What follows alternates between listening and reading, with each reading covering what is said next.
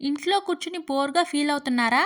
అయితే మీ ఫోన్ తీసుకుని మీ భార్యకు తిన్నావా బంగారం అని మెసేజ్ చేసి, వెంటనే అయ్యయ్యో! పొరపాటున నీకు వచ్చింది మెసేజ్ అని మళ్ళీ మెసేజ్ చేయండి. తర్వాత చూడండి మీకు ఫుల్ టైమ్ పాస్. పక్కింటి అమ్మాయి.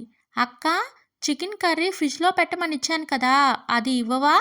భర్త మనసులో అయ్యో! కకృతి పడి చికెన్ నేనే తిన్నానే! ఇప్పుడు తెలిసింది అనుకో నా పరువు పోతుంది. భార్య ఫ్రిడ్జ్‌లో చికెన్ లేదేంది? మా ఆయన తిన్నాడేమో అడుగుతా. బావా, ఫ్రిడ్జ్‌లో చికెన్ పెట్టాను కదా! నువ్వేమైనా చూసావా? భర్త గడ్డ కట్టిందని బయట పెట్టానే! పిల్లి వచ్చి తిన్నదేమో! భార్య పక్కింటి అమ్మాయితో గడ్డ కట్టిందని బయట పెడితే పిల్లి తిన్నదిరా. పక్కింటి అమ్మాయి పర్లేదక్కా, మా కుక్క సగం తిని విడిచిపెట్టింది. ఏం కాదులే. తండ్రి అరే రేపు మనం పెళ్లి సంబంధానికి పోతున్నాము. వాళ్ళు ఎకరం ఇస్తామంటే నువ్వు 4 ఎకరాలు అడగాలి.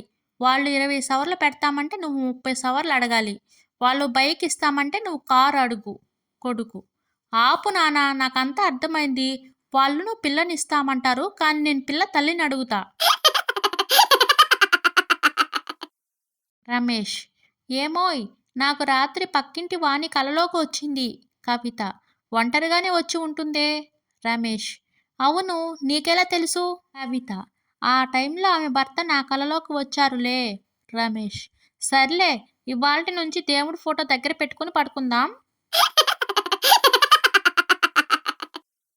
కళ్ళు మూసుకుంటే అర్థమయ్యేది సంగీతం, ఆలోచిస్తే అర్థమయ్యేది సాహిత్యం, అర్థమైనట్టు అనిపించినా ఏమీ అర్థం కానిది సంసారం.